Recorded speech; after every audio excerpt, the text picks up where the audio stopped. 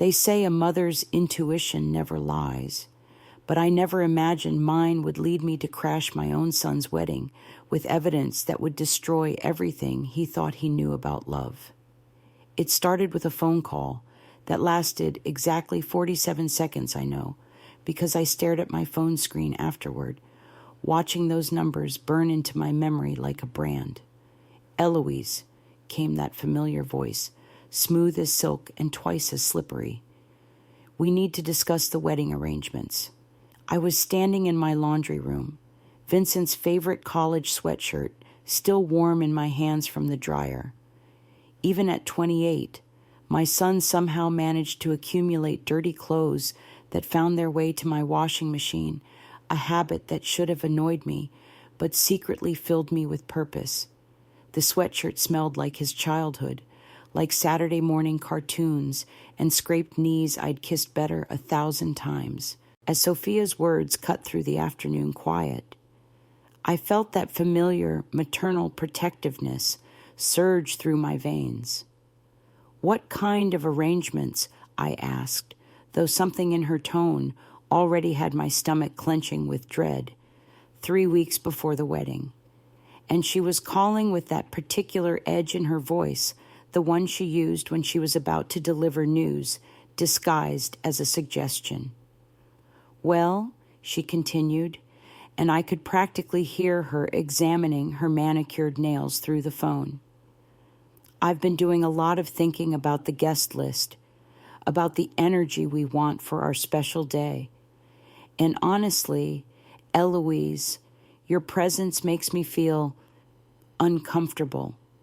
Vincent and I have talked extensively about this, and we both agree that for the sake of complete harmony and peace on our wedding day, it would be better for everyone involved if you didn't attend."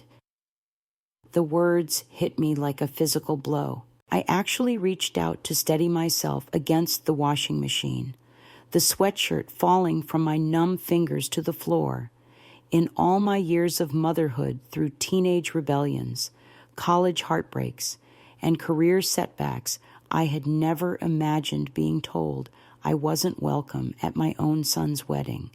The silence stretched between us like a canyon, filled with all the things I wanted to say but couldn't find words for.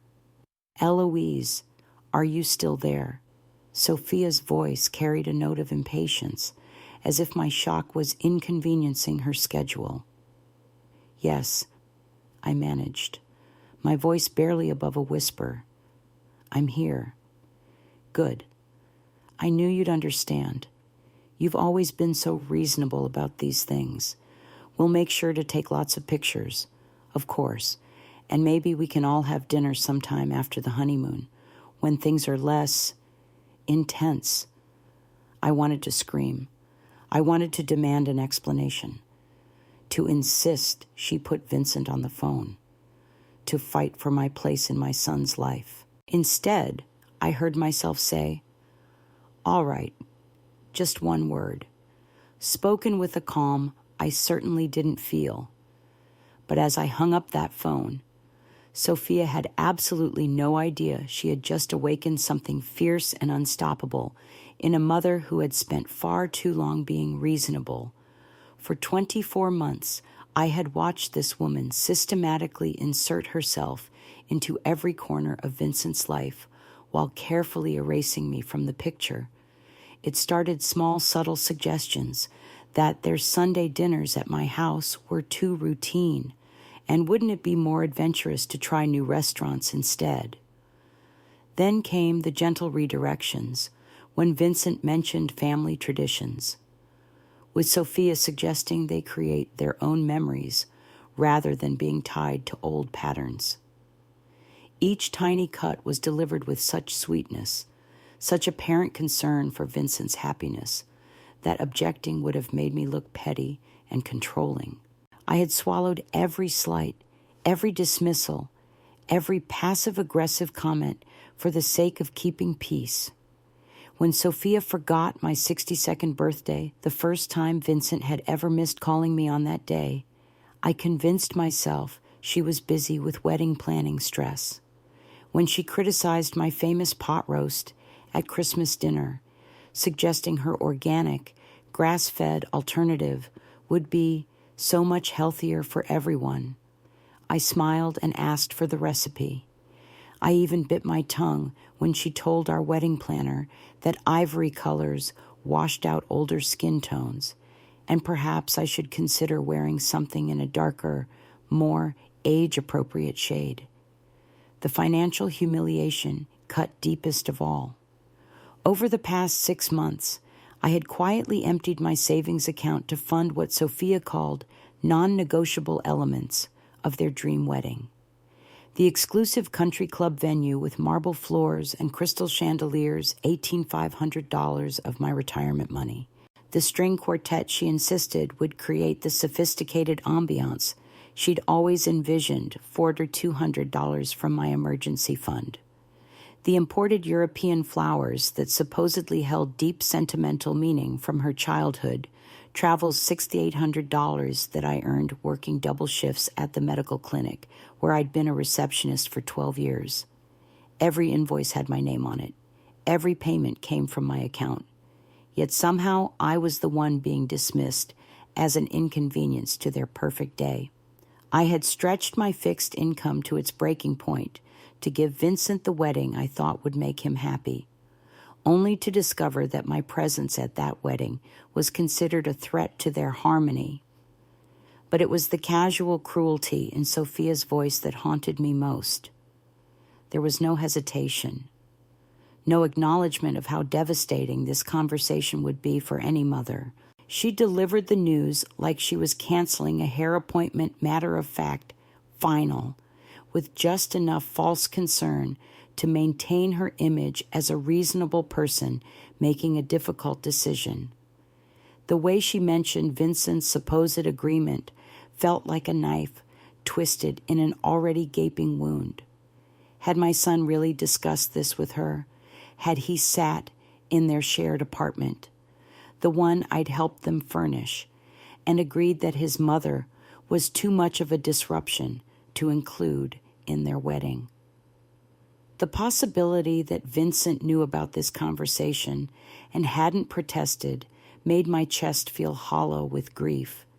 If he was unaware, there was still hope that our relationship could be salvaged. But if he had willingly participated in my exclusion, I wasn't sure how we'd ever recover from that betrayal. That evening, as I sat in my kitchen staring at the wedding invitation I'd proudly displayed on my refrigerator for months, I felt something fundamental shift inside me. The elegant script, the expensive cardstock, the venue address, where I'd never be welcome, it all felt like evidence of an elaborate con game where I'd been both the mark and the unwitting sponsor. I thought about the engagement party I'd hosted in my backyard 8 months earlier. I'd spent 3 weeks planning every detail, stringing fairy lights through the oak trees, arranging fresh flowers from the farmer's market, preparing all of Vincent's favorite foods from childhood. Sophia had spent most of that evening on her phone, posting carefully filtered photos that somehow managed to exclude me entirely. When I gently mentioned feeling left out of the pictures, she'd laughed and said she was documenting their love story, and that family photos were more intimate when kept simple. Now I understood that exclusion hadn't been accidental, it had been practice. Sophia had been systematically erasing me from Vincent's narrative for months, testing how much she could get away with, seeing if anyone would call her out on the slow disappearance of his mother from his life. And I had made it easy for her by choosing silence over confrontation, peace over my own dignity. The more I replayed our interactions over the past 2 years, the more I recognized a calculated pattern in Sophia's behavior. She excelled at deflection, at redirecting conversations away from anything too personal or specific about her past. Questions about her family were met with vague mentions of being somewhat estranged, but never any details.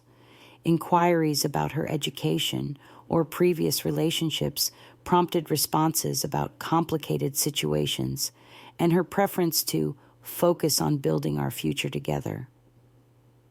At the time, I'd interpreted this as emotional maturity, a woman who didn't dwell on past hurts. Now it felt like careful construction, as if she was building a character rather than sharing her authentic self. As I prepared for bed that night, I made a decision that would change everything. I wasn't going to accept this dismissal quietly, and I wasn't going to let Sophia rewrite the story of my relationship with my son. If she was so determined to keep me away from their wedding, there had to be a reason beyond simple personality conflicts. And I was going to find out exactly what she was hiding, no matter how uncomfortable the truth might be. The woman who thought she'd won with one devastating phone call had just awakened the wrong mother. Vincent was my only child, the center of my world, and I'd spent 28 years protecting him from people who would hurt him. Sophia might have convinced him that I was the problem, but I knew something she didn't. A mother's love doesn't quietly disappear just because someone finds it inconvenient. The real fight was just beginning. That night, after the house settled into an uneasy quiet and the dishwasher hummed its familiar rhythm, I found myself drawn to my laptop like a detective following a lead that might change everything. The wedding invitation still sat on my refrigerator, mocking me with its elegant script and expensive cardstock, but I couldn't look at it anymore. Instead, I opened my computer and told myself I wasn't snooping. I was simply trying to understand the woman who had just systematically erased me from the most important day of my son's life. I started with what seemed like innocent curiosity, scrolling through Sophia's Instagram profile with the kind of casual interest any concerned mother-in-law might have. Her feed was a masterpiece of curated perfection, artfully arranged smoothie bowls that looked like abstract paintings, beach photos captured during that magical golden hour when everything looks touched by heaven, inspirational quotes about manifesting abundance and choosing your highest self. Every image appeared professionally shot, even the supposedly candid moments of her laughing with friends or reading by a window. It was the kind of social media presence that screamed authenticity while feeling completely manufactured, too perfect, too consistent, too devoid of the messy reality that characterized most people's actual lives. Where were the unflattering angles, the bad hair days, the mundane Tuesday afternoons that filled everyone else's photo streams? Sophia's digital life looked like a lifestyle magazine, beautiful, but somehow hollow. The engagement party photos were there, just as I remembered them, carefully edited shots that somehow managed to capture every angle of the celebration except the woman who had made it all possible. I appeared in exactly one photograph, partially obscured by a massive floral arrangement, looking like an afterthought in my own backyard. Sophia's caption read, "Surrounded by love and light as we celebrate our future together. Grateful for this beautiful new chapter beginning." Not a single mention of the hostess who had spent 3 weeks planning, cooking, and orchestrating every detail of their beautiful new chapter. But it was when I scrolled deeper into her feed, past the recent posts filled with wedding planning and couple photos, that I discovered something that made my blood run cold. The posts from before Vincent became a fixture in her life told a completely different story. Her face was the same, but softer somehow, less calculated. Her smile appeared genuine rather than performed for an invisible audience. And then, buried among vacation snapshots and work celebrations from 3 years ago, I found something that stopped my heart entirely.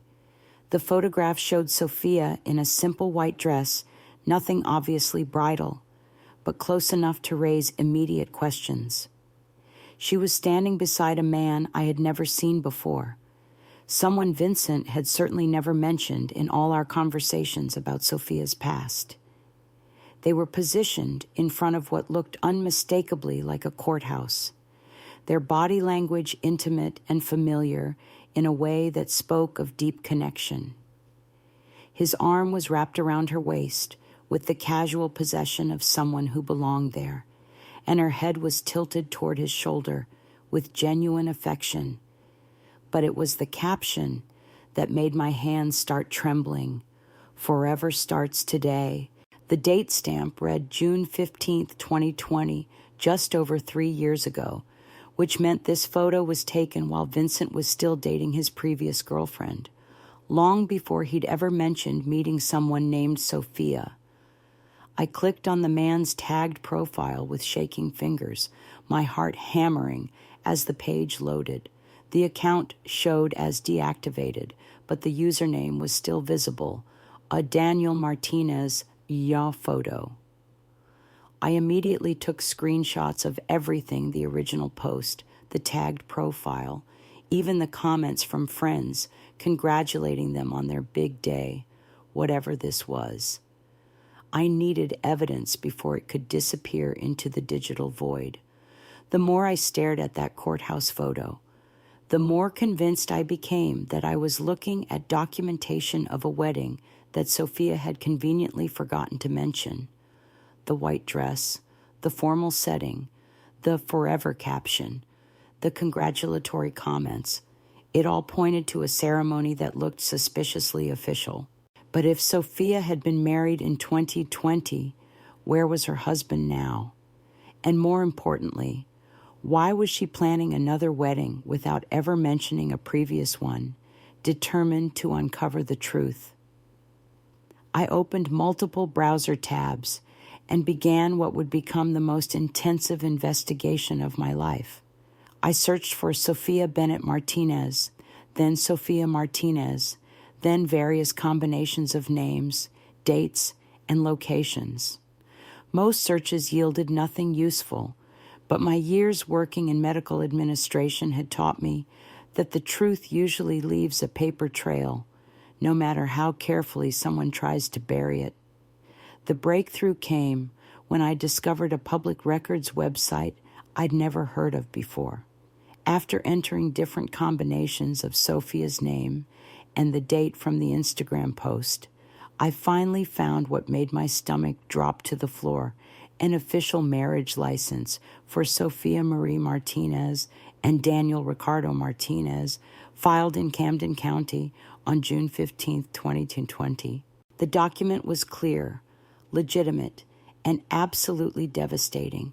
According to the state of New Jersey, Sophia had been legally married to Daniel Martinez for over 3 years. But what made my chest tighten with real panic was what I couldn't find anywhere: a divorce decree. I searched multiple databases, cross-referenced court records in 3 different counties, checked dissolution filings going back 4 years. Nothing. According to every official document I could access, Sophia Martinez was still legally married to Daniel Martinez, which meant her upcoming wedding to Vincent wasn't just emotionally devastating, it was potentially criminal. The implications crashed over me like a wave. If Sophia was still married, then everything about her relationship with Vincent was built on a fundamental lie. Every milestone they'd celebrated: their first anniversary, moving in together, the engagement party I'd hosted, had happened while she was legally bound to another man.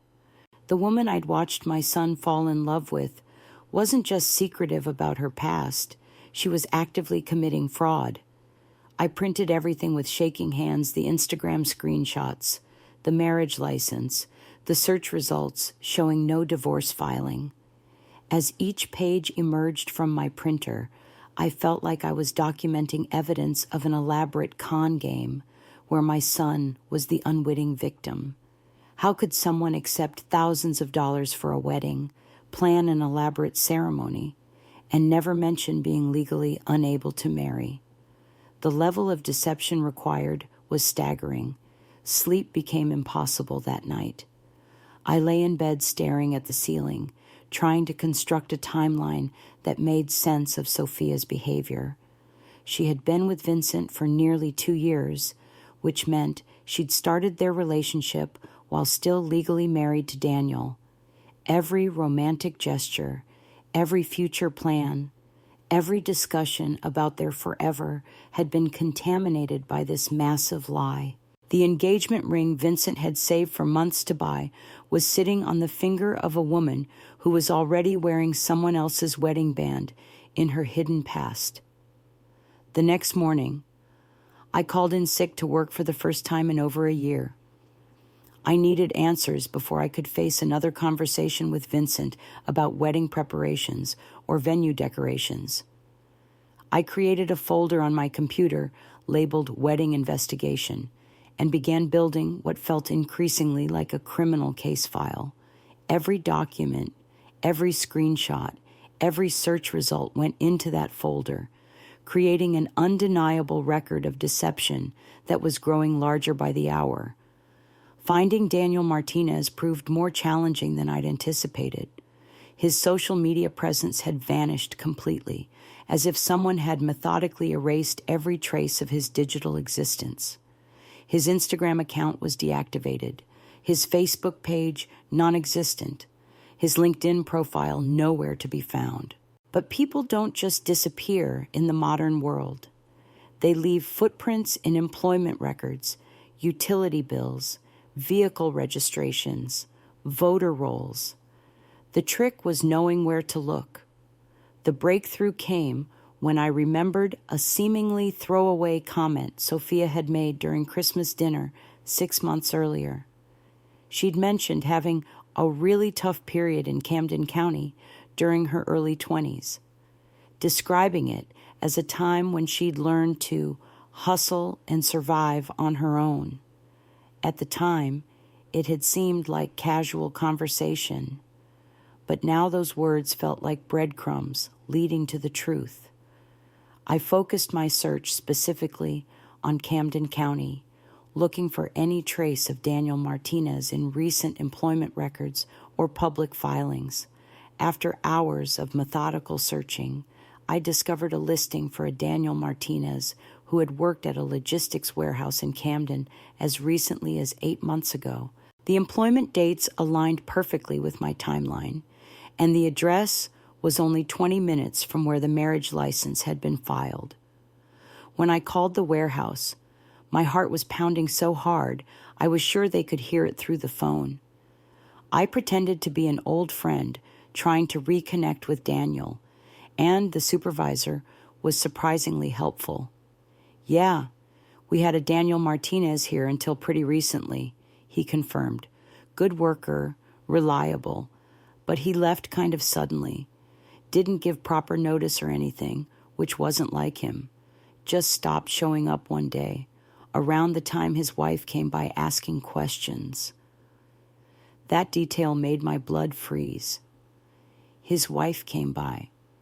Yeah, nice-looking woman, well-dressed, said she was concerned about him, that he'd been acting strange.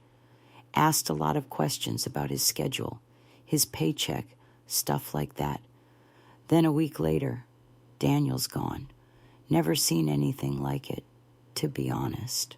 The supervisor gave me Daniel's last known address, without much persuasion, a small apartment complex on the outskirts of Camden called Riverside Gardens.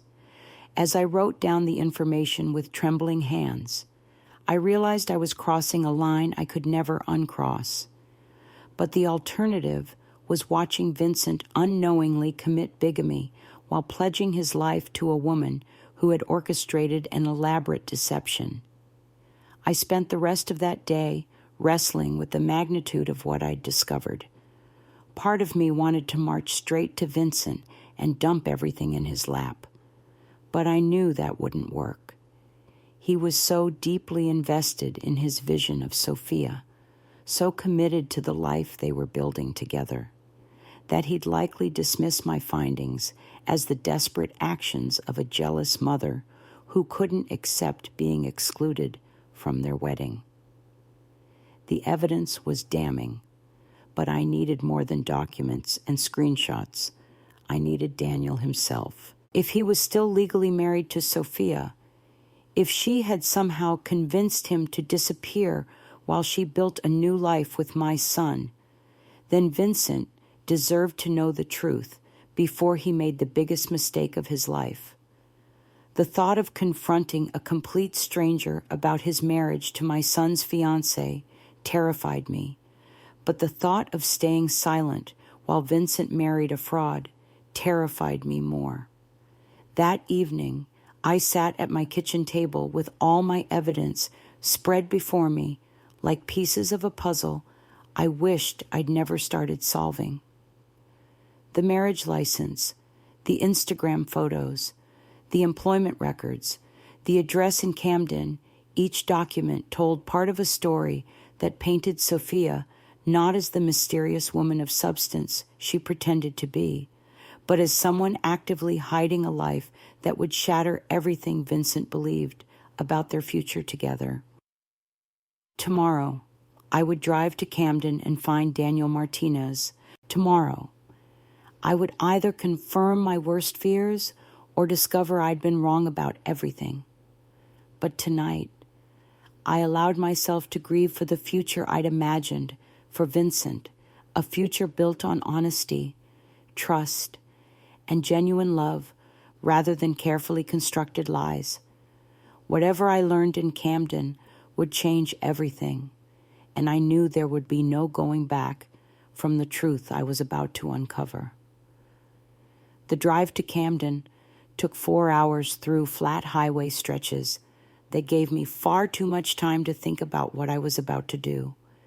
I didn't play music, didn't call anyone for moral support, just kept one white-knuckled hand on the steering wheel and the other resting on the manila folder that contained everything: the marriage license, the Instagram screenshots, the employment records, and a sticky note with Daniel Martinez, Riverside Gardens, Apt 14B, written in my careful block letters. My mind raced through a dozen different scenarios as the miles passed. Maybe I'd find some guy living happily in a nice apartment, remarried and moved on, confused about why a strange woman from Philadelphia was knocking on his door asking about his ex-wife. Maybe someone who would lie for Sophia, claim they'd been divorced years ago, and the paperwork had simply been misfiled. Maybe no one at all, an empty apartment, a dead end, proof that Sophia had covered her tracks so thoroughly that even Daniel Martinez had been erased from existence. But deep in my gut, I knew this wasn't a dead end.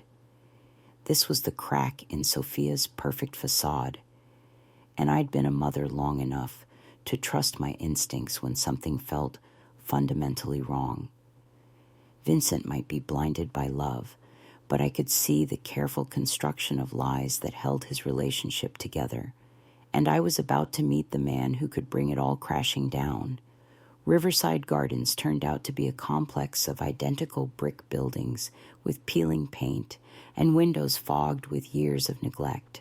A for rent sign hung crooked on one of the doors, and the parking lot was littered with potholes that spoke of deferred maintenance and forgotten dreams. I parked across the street, double-checked the apartment number, and sat for a moment gathering my courage. What exactly was I going to say to this man? Hello, I think you're still married to my son's fiancée, and she's planning to commit bigamy in 3 weeks. The whole situation felt surreal, like something that happened to other people in Lifetime movies, not to 62-year-old medical receptionists from suburban Philadelphia who just wanted their sons to be happy. But Vincent's happiness was exactly what had brought me here. I crossed the street with the folder clutched against my chest like armor, climbed the concrete steps to the second floor, and knocked on apartment 14B. The sound echoed through what felt like a largely empty building, followed by a long pause that made me wonder if I'd made this entire trip for nothing. Then I heard movement inside, cautious footsteps, the scrape of a chain being undone, the turn of multiple locks. The door opened just enough to reveal a slice of unshaven face, suspicious eyes, and a man who looked like he hadn't seen sunlight in weeks. But despite the hollow cheeks and the wary expression, I recognized him immediately from the Instagram photo. This was definitely Daniel Martinez. "Daniel," I said, trying to keep my voice calm and non-threatening. He didn't nod, didn't smile, just stood there behind the partially opened door like he was calculating whether I represented some kind of threat. He looked like a man who'd learned to be very careful about unexpected visitors. "My name is Eloise," I continued. "I think we need to talk about Sophia." That did it. The mention of her name hit him like a physical blow. His eyes widened, his grip tightened on the door, and I saw something that looked like panic flash across his features. For a moment, I thought he might slam the door in my face, but instead, he stepped back and opened it wider. "What do you want?" he asked, his voice rough like he didn't use it very often. "Just to talk," I said. 5 minutes, please." He hesitated for another long moment, then stepped aside to let me in. The apartment was heartbreaking in its emptiness, a mattress on the floor, one folding chair, no decorations, no television, just bare walls, and the kind of silence that comes from profound loneliness. The air smelled like instant noodles and resignation. This wasn't the home of a man who was living his life. This was the hiding place of someone who'd been broken. He sat on the edge of the mattress while I remained standing, the folder still pressed against my chest. "She's marrying my son," I said without preamble. "Next weekend. His name is Vincent." Daniel's laugh was short, sharp, and completely without humor. "Of course she is," he said, shaking his head. Let me guess she told him she's never been married before. The casual way he said it, like Sophia's lies were so predictable they'd become routine, made my stomach clench. "You're still married to her, aren't you? Legally, yeah." He gestured around the sparse apartment. "But she made it pretty clear I don't exist anymore." I opened the folder and pulled out the marriage license, extending it toward him with trembling hands. He glanced at it without surprise, without even a flicker of emotion. "Yeah, that's us. June 15th, 2020. Best day of my life. Or so I thought at the time." What happened? The question came out more gently than I'd intended, but something about his defeated posture made my maternal instincts kick in despite the circumstances. Daniel was quiet for so long, I thought he wouldn't answer. When he finally spoke, his voice was flat, matter of fact, like he was reciting a story that had happened to someone else.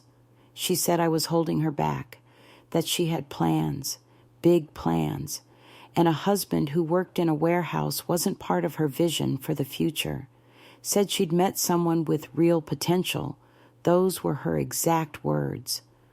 My heart clenched as I realized he was talking about Vincent. When was this? About 8 months ago.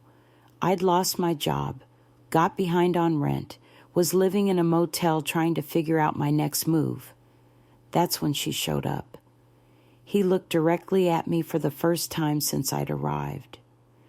$10,000 cash, said it was a fresh start fund to help me disappear and never contact her again.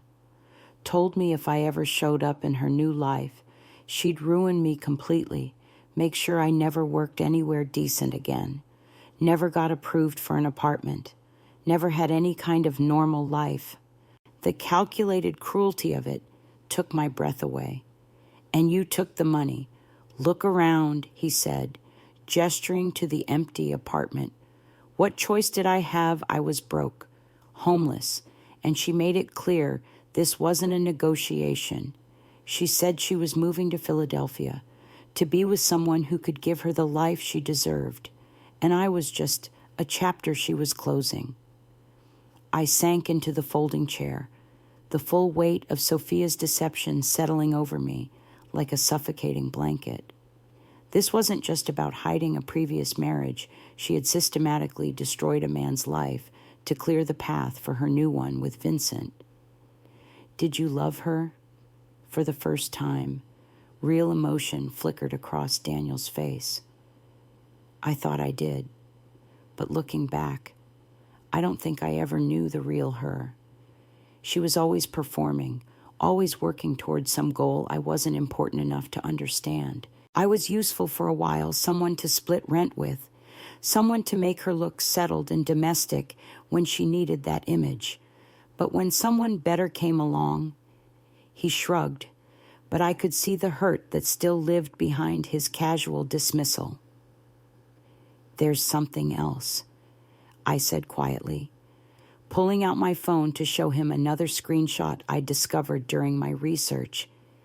I found a photo of you and Sophia with a little girl. The caption said, "Family Day at the Zoo." Vincent doesn't know anything about a child. Daniel's face went completely white. That's Emma, my daughter, our daughter. She's 5 now. His voice cracked on the words.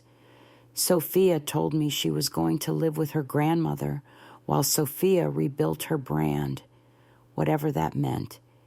Said a kid would complicate things with her new life, make her seem too tied down for the kind of man she was planning to marry. The room started spinning around me. Not only was Sophia still married, not only had she paid her husband to disappear, but she'd also abandoned a child to pursue her relationship with Vincent. The level of deception was so massive, so fundamentally evil, that I struggled to process it. Where is Emma now? I managed to ask. With Sophia's mother in Camden, the old woman thinks Sophia's working overseas, building her career, has no idea her daughter is in Philadelphia, planning a wedding to a man who doesn't even know she exists. Daniel's hands were shaking now. I get to see Emma once a month, but Sophia made me promise never to tell her who I really am. I'm just Mommy's friend Danny, who brings presents and takes her to the park. I stared at this broken man, this father who'd been erased from his own life, and felt rage building in my chest like nothing I'd ever experienced. Sophia hadn't just lied to Vincent. She'd destroyed an entire family to create her perfect fantasy. She'd turned a husband into a ghost, a father into a stranger, and a child into a secret that threatened her carefully constructed new identity. I need you to come with me, I said, my voice steadier than I felt. To the wedding. Vincent deserves to know the truth before he makes the biggest mistake of his life. Daniel's head snapped up, real fear flashing in his eyes. No way. Absolutely not. You don't understand what she's capable of. She said if I ever showed up again, she'd make sure I never saw Emma again. She'd tell her grandmother I was dangerous, get a restraining order, whatever it took to cut me out completely. But if you don't tell him, she's going to keep doing this, I argued. Vincent isn't her endgame. He's just her current target. When someone better comes along, or when maintaining the lie becomes too complicated, she'll do to him exactly what she did to you. Why should I care? Daniel asked. But there was no real hostility in his voice, just exhaustion. Why should I risk the little bit of access I have to my daughter to save some guy I've never met? I opened my checkbook and wrote a number that would drain my savings account completely. But I didn't hesitate. $25,000 for one day of truth. Enough to hire a real lawyer, fight for custody of Emma, start over somewhere. Sophia can't reach you. Daniel stared at the check like it might explode. You're serious. Dead serious. My son is about to marry a woman who's still married to you, who abandoned her child, who's built her entire life on lies. If I have to choose between my retirement fund and his future, there's no choice at all. The silence stretched between us while Daniel processed the offer. I could see him weighing his fear of Sophia against the possibility of reclaiming his life, his daughter, his dignity. Finally, he looked up at me with something that might have been hope flickering in his eyes. "If I do this," he said slowly, "we do it my way. I tell the truth, but I'm not staying around for the aftermath. I take the money. I disappear again, but this time it's on my terms." "Deal," I said without hesitation. He nodded once, the kind of nod people give when they know they're about to jump off a cliff but have finally found a reason to take the leap. "What time should I be ready?" 9 a.m. sharp, I said, standing and heading for the door. "And Daniel, thank you. You're saving my son from a nightmare he doesn't even know he's walking into." As I drove away from Camden that evening, I felt something I hadn't experienced since this whole ordeal began: hope. In 3 days, at Vincent's wedding, the truth would finally have a voice.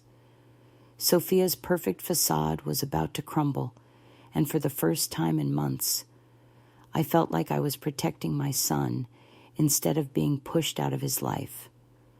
The war wasn't over, but finally, I had ammunition. The morning of the wedding, I woke before dawn with a strange sense of calm that surprised me. For weeks, I'd been consumed by anxiety, anger, and the desperate need to uncover Sophia's lies. But now, sitting on the edge of my bed at 5:30 a.m., I felt the kind of clarity that comes when you finally know exactly what you have to do, no matter how terrifying it might be. Today, the truth would finally have its moment. I dressed carefully in the navy blue dress I'd originally planned to wear before I was uninvited. Simple, elegant, with sleeves just long enough to feel dignified. I hadn't bought anything new for this occasion. I couldn't stomach the idea of spending $1 more on what I now knew was an elaborate fraud. As I zipped up the dress and looked at myself in the mirror, I didn't see a woman preparing for a celebration. I saw someone armoring herself for battle. At exactly 8:57 a.m., I pulled up outside Daniel's apartment complex. He was already waiting on the sidewalk, wearing a wrinkled dress shirt and the same worn shoes he'd had on when I met him. His hands were shaking slightly as he got into my car, and I could smell the nervous sweat that comes with knowing you're about to face your worst nightmare. I handed him a navy tie I'd borrowed from my neighbor's teenage son. "You sure about this?"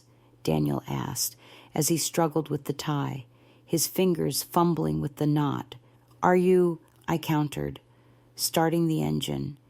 He was quiet for a long moment, staring out the windshield at the morning traffic beginning to build.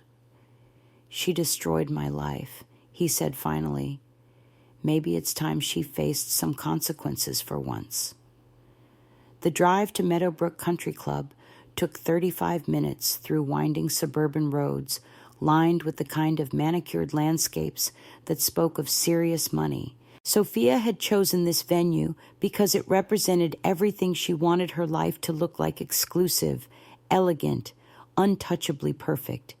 The irony wasn't lost on me that I'd worked overtime for months to pay for the very setting where her lies would finally be exposed. As we pulled into the circular driveway, I was struck by the sheer opulence of the place. Crystal chandeliers visible through floor-to-ceiling windows, marble columns flanking the entrance, perfectly manicured gardens that probably cost more to maintain than most people's annual salaries. This was Sophia's dream venue, the backdrop for what she'd envisioned as her perfect transformation from small-town schemer to sophisticated socialite. Daniel stayed close behind me as we walked up the stone steps, the manila folder containing all our evidence clutched in his hands like a lifeline. His face was pale but determined, and I could see him gathering courage with each step. No one stopped us at the entrance. The beauty of places like this is that if you walk with confidence, people assume you belong.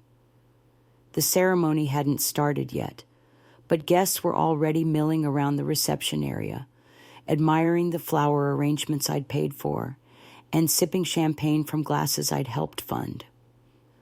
I recognized several of the vendors from our phone conversations. The florist who'd assured me the imported orchids would create an unforgettable romantic atmosphere. The photographer who'd promised to capture every precious moment. The caterer who'd described their menu as culinary poetry. All of them looked through me now as if I were invisible, just another guest rather than the woman whose credit card had made their services possible. Then I spotted Sophia, and my breath caught in my throat. She looked absolutely stunning. Her dress was a masterpiece of silk and lace that probably cost more than my car. Her makeup was magazine perfect, and her hair was arranged in an elaborate updo that had clearly taken hours to achieve. She was surrounded by her bridesmaids, laughing at something one of them had said, playing the role of blissful bride to perfection. But I knew her well enough now to see what others missed. Her eyes kept scanning the crowd, not with the happy excitement of a woman celebrating the best day of her life, but with the watchful tension of someone looking for threats. Her smile was the practiced one I'd grown to recognize, beautiful but hollow, designed for photographs rather than genuine emotion. And when her gaze swept past me, I saw something flicker across her features that looked suspiciously like relief. She thought I'd stayed away. She thought her phone call had worked, that she'd successfully intimidated me into silence and submission. She had no idea that standing behind me, hidden among the other guests, was the man who could destroy everything she'd built with Vincent.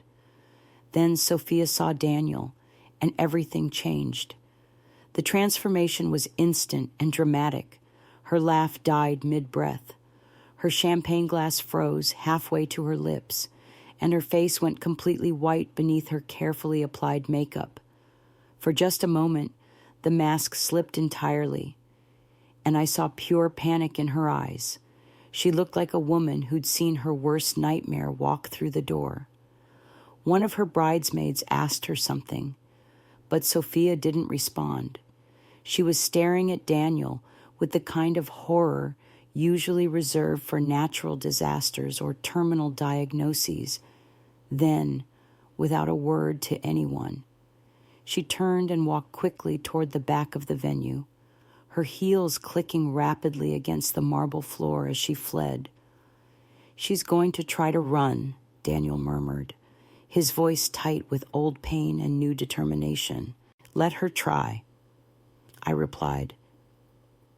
"We're not here for a private conversation. We're here for the moment when she can't control the narrative anymore."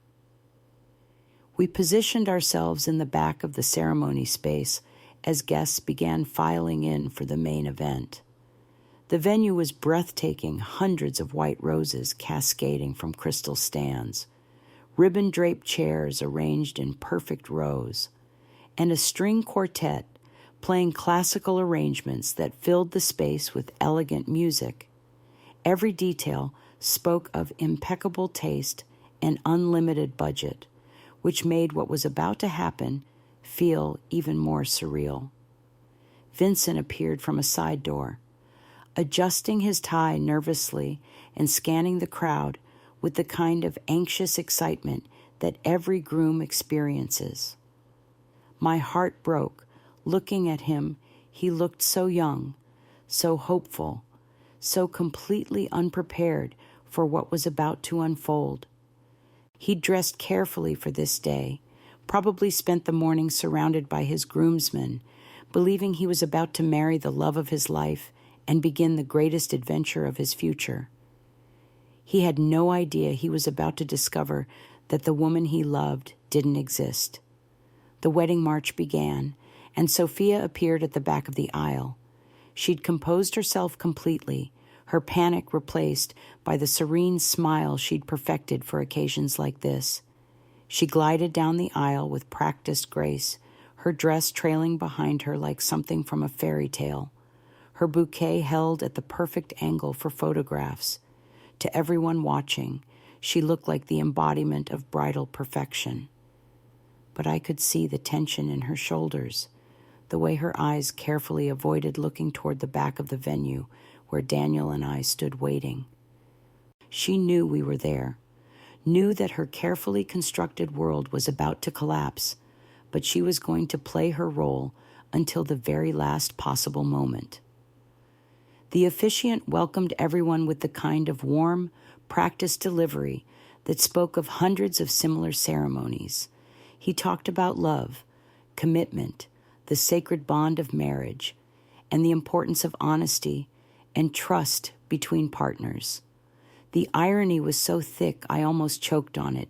Here was a man celebrating the virtues of truth and fidelity while standing between a woman and her legal husband as she prepared to commit bigamy. Vincent's smile never wavered as the officiant spoke. He gazed at Sophia with the kind of pure adoration that only comes from believing you've found your soulmate, completely unaware that the woman beside him was still married to someone else and had abandoned her own child to create this moment. Finally, the officiant reached the traditional words that would give us our opening. If anyone here knows of any reason why these two should not be joined in marriage, speak now or forever. Hold your peace. The silence that followed felt electric, charged with possibility and dread. Most of the guests probably expected the moment to pass without incident. It was just ceremonial language, after all, a quaint tradition that rarely resulted in actual objections. But I stepped forward into that silence, my voice clear and steady as I said, "I do." The reaction was immediate and explosive. Gasps echoed through the venue, heads turned in our direction, and several people half stood in their chairs to get a better view of the drama unfolding. Vincent's smile vanished, replaced by confusion and growing alarm. Sophia's bouquet trembled in her hands, but she kept her eyes fixed straight ahead, refusing to acknowledge what was happening. I walked down the aisle with Daniel beside me, our footsteps echoing in the sudden quiet. Every eye in the room was on us, and I could hear whispered questions rippling through the crowd. Who is that? What's happening? Is this really happening? When we reached the altar, I looked directly at my son. Vincent, I need you to see this. I held out the manila folder containing all our evidence. Vincent stared at the folder like it might explode, his hands remaining at his sides. His face had gone pale, and I could see the way his jaw was clenched, the way his fingers twitched slightly, all the signs that he was trying desperately to maintain control while his world began to crumble around him. "What is this?" Sophia demanded, her voice sharp with barely controlled panic. "Why are you doing this? This is insane." I didn't answer her. I kept my focus on Vincent, waiting for him to make the choice between comfortable illusion and painful truth. After what felt like an eternity, he reached out and took the folder with trembling hands. He opened it slowly, like someone defusing a bomb. The first document was the marriage license, and I watched his eyes stop, read, reread the official text. His lips moved silently as he processed what he was seeing. Then he flipped to the second page, the Instagram screenshots showing Sophia and Daniel at their courthouse wedding, followed by the employment records, the background check, and finally the photo of Sophia with the little girl she'd never mentioned. Daniel stepped forward, his voice quiet, but carrying clearly in the shocked silence. That's my daughter, our daughter. Her name is Emma, and she's 5 years old. Sophia told me to disappear 3 years ago, paid me $10,000 to stay quiet so she could move on without the complications of a husband and child. The silence that followed was absolute. It was the kind of quiet that comes when everyone in a room realizes they're witnessing something that will be talked about for years to come. No one moved, no one spoke, no one even seemed to breathe. Vincent stood frozen, still staring at the photographs in his hands. His jaw was clenched so tightly I could see the muscles standing out, and his shoulders were rigid with the kind of tension that comes from trying to hold yourself together when everything you believed has just been revealed as a lie. Sophia took a desperate step toward him, her composure finally cracking completely.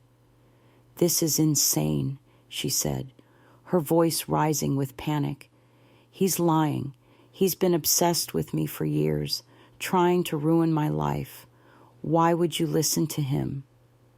She turned to me then, her eyes blazing with fury and desperation. "You planned this. You've always hated me, haven't you? You're jealous because Vincent loves me more than he loves you." But Vincent had heard enough. "Stop," he said, his voice low and controlled, in a way that was somehow more frightening than shouting would have been. The single word cut through Sophia's protests like a blade, silencing her instantly. He looked at the officiant, then at the crowd of stunned guests, then finally at Sophia. "We're done here," he said simply. Then he turned to me and said, "Let's go." That's when I knew not just that we'd stopped the wedding, not just that the truth had finally come out, but that Vincent had chosen reality over the beautiful lie he'd been living. He'd chosen difficult truth over comfortable deception. And in that moment, I was prouder of my son than I'd ever been in my life. As we walked back down the aisle together, the guests parted like we were moving through water. Some followed us out, others remained frozen in their seats, and still others pulled out their phones to document what would undoubtedly become the most talked about wedding disaster in the history of Meadowbrook Country Club. Behind us, I could hear Sophia's family in chaos, her mother's shocked voice, her father's angry demands for explanation, her bridesmaids' confused whispers. But I didn't look back. The truth had done its work, and now it was time to help my son pick up the pieces of his shattered world and build something real from the rubble. The weeks following the wedding disaster were a masterclass in the power of truth to both destroy and heal. Vincent didn't speak to me for nearly a month, not out of anger, but from the kind of deep shock that comes when your entire reality gets rewritten in a single afternoon. I didn't chase him or demand explanations. I simply waited, the way mothers learn to do when their children need space to process pain they're not ready to share.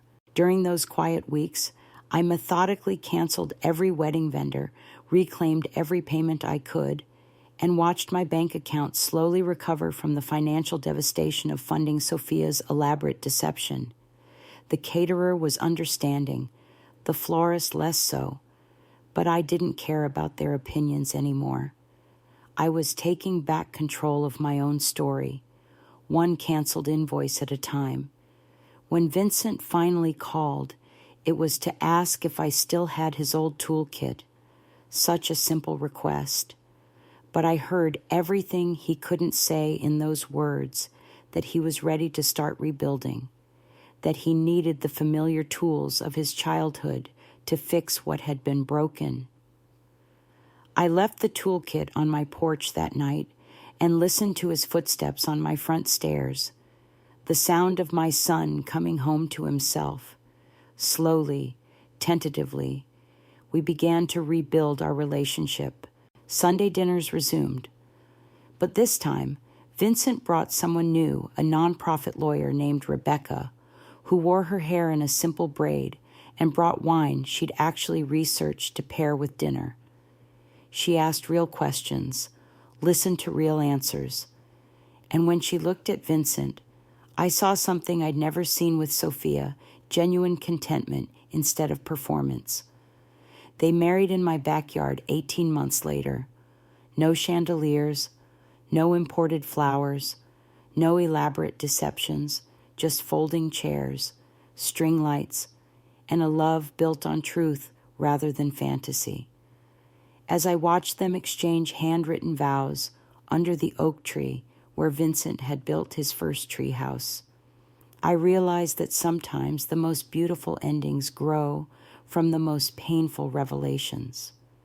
There's something profound about discovering that the person trying to push you out of your child's life is the same person with the most to hide. As parents, especially as we age, we're often told to stay out of it when our adult children's relationships concern us. We're encouraged to bite our tongues, keep the peace, and trust that love will find its way. But here's what I learned through this heartbreaking experience. Genuine love never requires you to silence your instincts or erase yourself from the equation. When someone demands your absence from the most important moments of your child's life, they're not protecting love, they're protecting secrets. The hardest part wasn't uncovering Sophia's lies or confronting her at the wedding. The hardest part was trusting myself enough to act on what my heart already knew was wrong. We live in a world that often convinces us to choose politeness over protection, peace over truth. But sometimes, the most loving thing you can do is refuse to stay quiet when someone you love is walking toward a cliff with their eyes closed. Your instincts as a parent don't expire when your children turn 18 or get engaged or start building lives you don't fully understand. Trust those instincts. Trust the voice that says something isn't right, even when you can't articulate why. Trust yourself enough to dig deeper when the people demanding your silence have the most to lose from your questions. Love doesn't ask you to make yourself smaller. Real love makes room for truth, even when it's complicated and messy and painful. And sometimes, the greatest gift you can give someone you love is refusing to let them marry a lie. What would you have done in my situation? Have you ever had to choose between keeping peace and protecting someone you love? Share your thoughts in the comments below. I read every single one, and your experiences help other parents facing similar impossible choices. And if this story resonated with you, please subscribe and hit that notification bell so you never miss these real-life lessons about love, family, and the courage it takes to fight for what's right.